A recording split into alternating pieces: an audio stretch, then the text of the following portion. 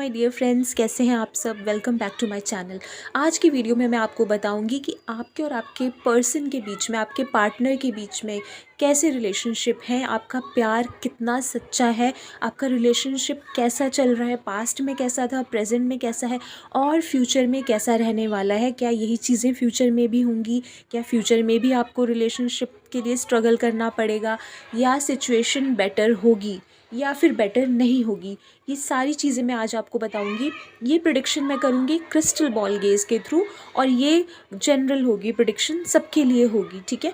अगर आपके love relationship में प्रॉब्लम्स चल रही हैं, लड़ाई झगड़े बहुत होते हैं, बातचीत बंद हो जाती है, कई कई दिन बातचीत नहीं होती, नंबर आपका ब्लॉक कर दिया जाता है या आप उनका नंबर ब्लॉक कर देते हो, या कई बार ऐसा होता है कि आप फ़ोन से रिसीव करना बंद कर देते हो या फ़ोन वो रिसीव करना बंद कर देते हैं, ये सारी चीज़ें अगर हो रही हैं तो ये प्रिडिक्शंस आपके लिए है।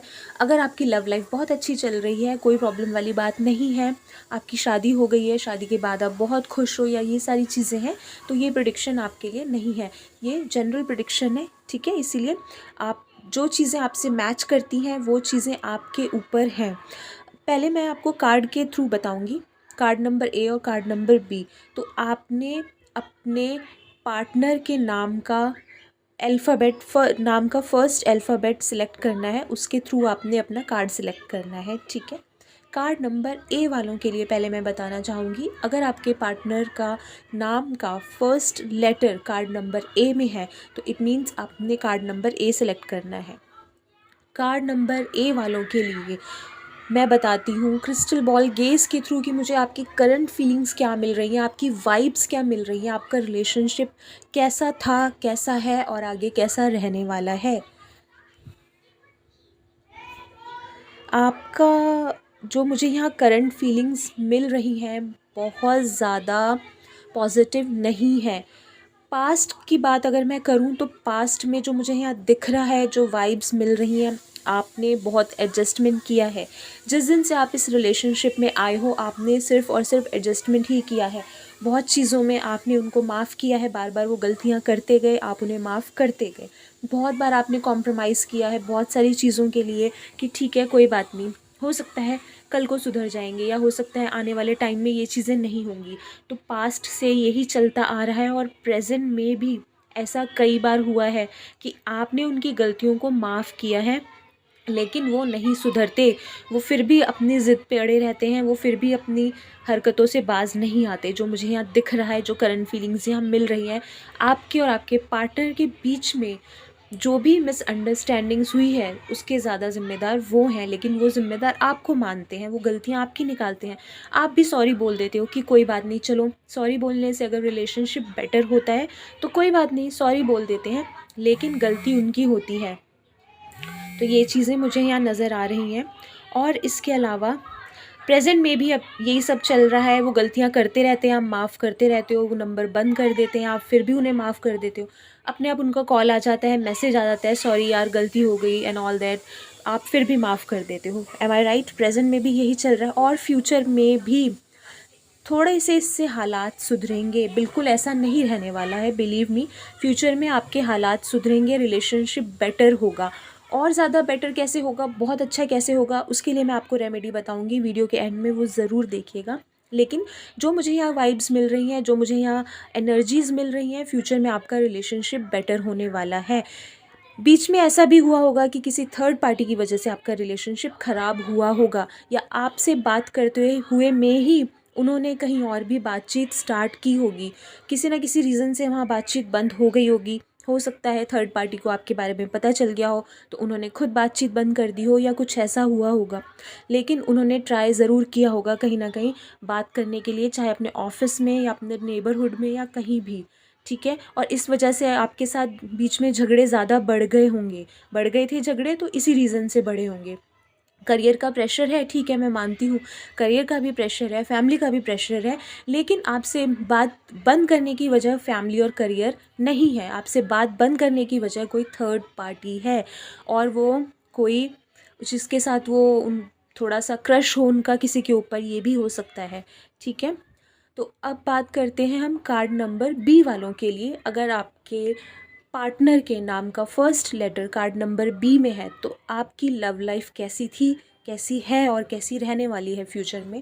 पास्ट में जो यहाँ मुझे दिख रहा है वो यही दिख रहा है कि आपने भी बहुत ज़िद की है, बहुत अड़े हो आप भी कई बार अपनी बातों पे, अपनी बातें मनवाने के चक्कर में आपने झगड़े भी किए हैं, और कमिटमेंट के लिए स्पेशली आपने बहुत ज़्यादा झगड़े किए हैं कि मुझे अभी कमिटमेंट चाहिए, मुझे अभी कमिटमेंट चाहिए, मुझे नहीं पता, करियर वरियर बात की बात है। उन्होंने आपसे बोला कि मैं करियर एक बार सेटअप हो जाए मेरा, कुछ मेरे एम्स हैं या कुछ है, उसके बाद मैं आपको कमिटमेंट करूँगा, लेकिन आपने कहा नहीं मुझे अभी कमिटमेंट चाहिए, और इस वजह से झगड़े हुए हैं। कार्ड नंबर भी जो मुझे आपकी वाइब्स मिल रही हैं यहाँ पे, जो मुझे एनर्जीज़ मिल रही हैं वो यही बता रही हैं कि कमिटमेंट की बात को लेके झगड़े बहुत ज़्यादा हुए हैं। ठीक है, कमिटमेंट अगर उन्होंने किया है मजबूरी में, प्रेशराइज होके, आपने प्रेशर डाला इसलिए उन्होंने कमिटमेंट किया, लेकिन वो रेडी नहीं थे कमिटमेंट के लिए, इसीलिए आप और ज़्यादा गुस्से में आ गए कि आपने कमिटमेंट किया फिर भी आप अपने वादे नहीं निभाते, कई बार आप बात करना बंद कर देते हो। उनके ऊपर फैमिली का प्रेशर है जो मुझे यहाँ नज़र आ रहा है। कार्ड नंबर बी, फैमिली का प्रेशर है जिस वजह से वो बात कम कर देते हैं या बंद कर देते हैं, थोड़ा सा डाउट में है कि किसकी सुने, आपकी सुने या फिर फैमिली की सुने। ये चीज़ें यहाँ मुझे नज़र आ रही हैं। फैमिली का बहुत बड़ा हाथ है जिससे कि वो आपसे दूर रहें।